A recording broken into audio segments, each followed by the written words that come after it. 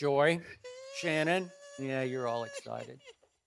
Yesterday was a long, hard day for me because it finally hit home once and for all that Jerry Jones is going to make sure that Dak Prescott heads to the bench sooner than later, way, way too soon for my taste.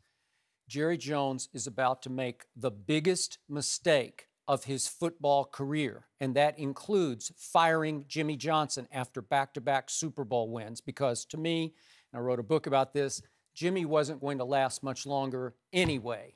But in this case, I believe that Dak Prescott's Cowboys can at least get to this year's Super Bowl, which would be their first Super Bowl in 21 years, as you continually remind me on this show. Yep.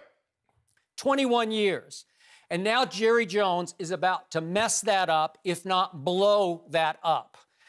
And yesterday on his weekly radio appearance, we just heard, Jerry Jones sent a loud and clear message that he intended to send to Cowboy Nation. Remember, I know Jerry, spent a lot of time around Jerry. He might be a little crazy occasionally, but he is not stupid. There is method to the madness. He knew exactly the message that he intended to send yesterday because he knew Tony Romo is almost ready to return to the starting lineup.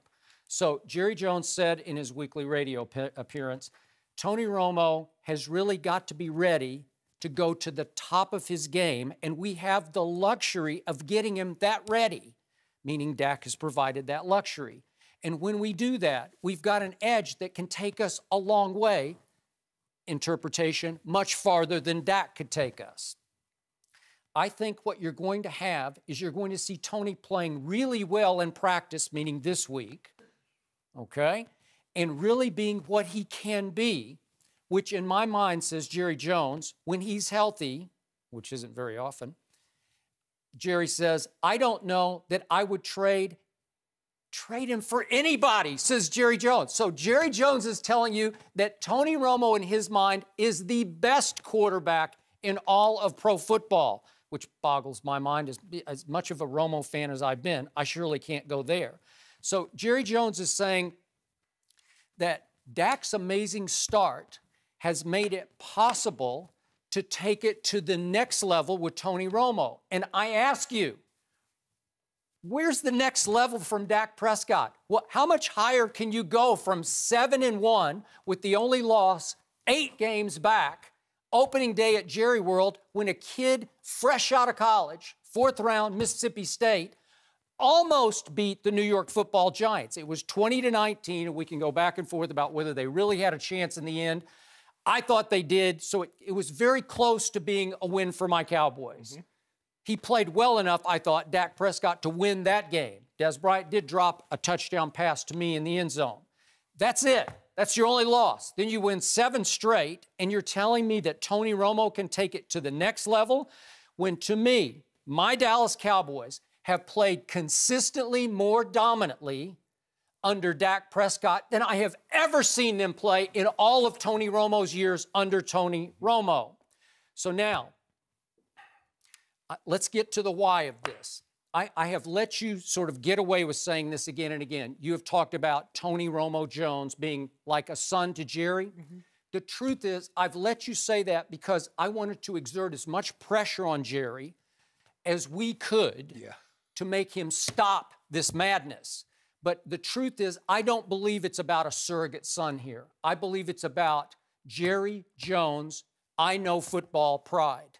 Remember, in 2013, in March, Jerry Jones bet all of his pride and a whole lot of his money and his ranch, as in the former practice facility called Valley Ranch. He bet it all on Tony Romo when everybody said, no, Jerry, no. So he put himself way out there on that football line. And we know how much Jerry prides himself on showing you that he knows football. And to his credit, he did start on a national championship team at offensive guard at Arkansas, just for the record. But now it's on the line. Dug in. I'm going to show you that Tony Romo is not just a good quarterback. He's the best quarterback in football, because back in 2013, I gave him 8 years and $108 million and whatever it was, 55 guaranteed. He just said, here, I'm going to give you the biggest contract in pro football because I believe you can take us to the promised land.